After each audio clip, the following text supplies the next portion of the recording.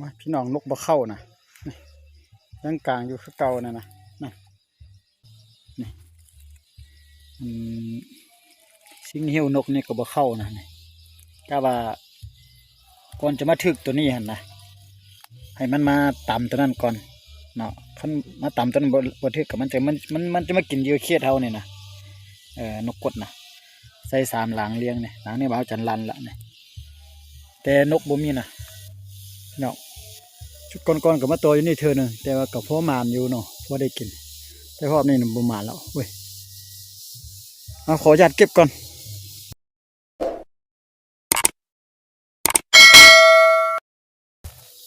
ครับทักทายสวัสดีพี่น้องที่เข้ามาติดตามรับเบิ่งรับชมออกมาตัวนกเด้อหลังจากห่างหายไป 3-4-5 มื้อพี่น้องเนี่ยเอาเครื่องเสียงมาทงนี่ก็ทงที่ว่าหม้อไฟล่ะกับเหี่ยวนกพี่น้องไปจะพาพี่น้องไปโตอยู่ชุดนี้ชุดก้อนๆนั่นมาโตตัวนึงอาทิตย์ก่อนๆเพิ่นละโดนละได้ตัวนึงแล้วรอบที่2มาบ่ได้แต่ว่ารอบนี้มานี่นกจะมาบ่กูพูดละก็มาลองเบิ่งไปบางเทื่อก็มานก็เทว่าโชคดีคันบ่มานก็เทว่าจบกันไปเลยเนาะไปเนาะกันโอ้เขาเปิดเครื่องเสียงเพราะเขาเฮ็ดงานนะพี่น้องนี่ตัวอยู่บนปลาไม้นี่แหละพี่น้องอันปลาไม้ใหญ่ๆนี่เลยเป็นปลาไม้ซักเด้ปลานั่นเด้ไปเข้าไปในนี้ก่อน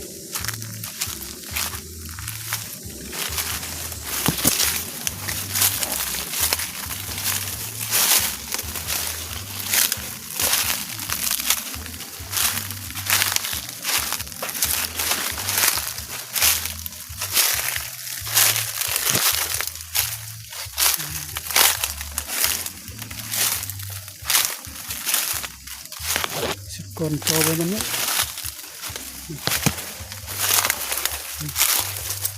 ก่อนโตอยู่นี่สิก่อนนะ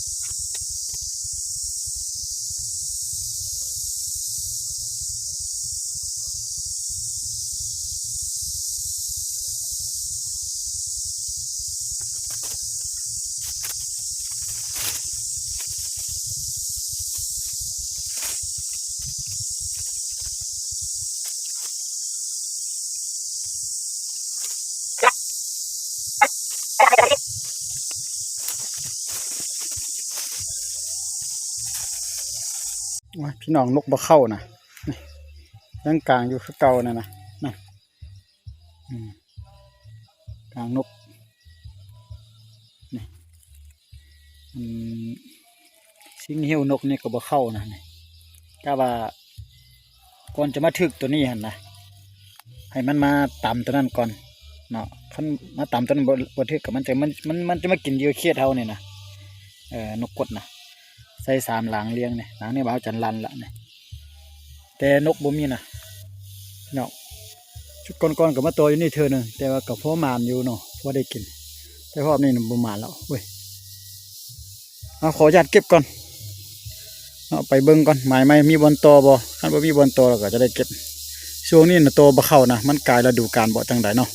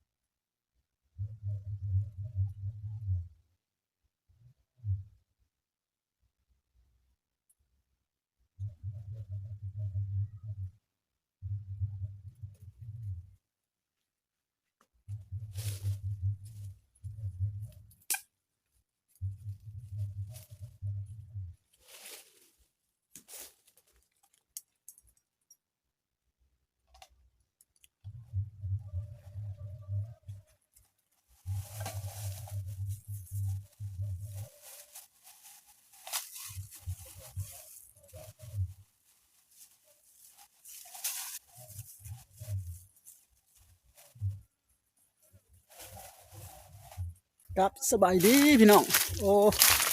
บ่หมานเลยพี่น้องเอ้ยบ่เข้าพี่น้องต่อ2ไม้บ่มาเลยนกนี่มีอยู่แต่ว่ามันบ่เข้าแล้วมันตายแล้วดูละแต่ก็บ่เป็นหยังเนาะพี่น้องเนาะก็บ่ร้องก็บ่ฮวดละพี่น้องตายกะยามันตรงนี้นะแต่ว่าเมื่อกี้ได้ยินเสียงนกขุมประมาณเดือน5เดือน6นี่ฝนตกมาน่ะมันโตนกขุมนี่ยังไข่อยู่เนาะขุมมันคือจะเข้าดีพี่น้องนี่ว่านั่นน่ะเมื่อใส่หิ้วนกกับบ่ถึกนะพี่น้องใส่ฮอด10 20หลังกับช่วงก็ได้แต่ตัว1ช่วงตัว3ตัวมันบ่คุ้มค่าก็เลยว่าเบาจันก็บ่มาเลยช่วงนี้ก็จะหากินที่ว่าหมานบ่หมานก็ออกมาให้พี่น้องได้เบิ่งซื่อๆพี่น้องนะเก็บกับสิ่งนี้ยังบ่ได้นกสักตัวครับมีแต่มื้ออันน่ะมาใหม่ๆหั่นพี่น้องตอนมาใหม่ๆซื้อใหม่ๆน่ะมื้อนั้นน่ะนกเข้าอยู่เข้าแล้วโตแล้วก็ลากอันน่ะสิ่งกับพี่เสือนี่ไปพุ่นล่ะบ่ลัน พี่น้องเอาพี่น้องขอนะกลับเพื่อนก่อนเนาะก็พอกันไหมคลิปต่อไปซะสำหรับคลิปนี้ก็เอาคลิปนี้มาฝากมาเตือนประมาณก็ให้พี่น้องได้เบิ่งได้ชมน้ำกันเนาะชีวิตหาอยู่หากินสายล่าหากินหมดทุกผู้ทุกคนก็ขอให้มันได้ไปหาอย่างกันเราจัดประมาณก็แท้ให้อัพซีหมดทุกคนหากินหาปลาหาปูหานกหาหนูสิเทียเฮาเนี่ยอันหากินได้พี่น้องก็ขอให้มันเด้อเอามันไปมันนะพี่น้องเนาะขอกลับเบิ่งกับสังการบ๊ายบายพอกันคลิปต่อไปพี่น้องสวัสดีครับพี่น้อง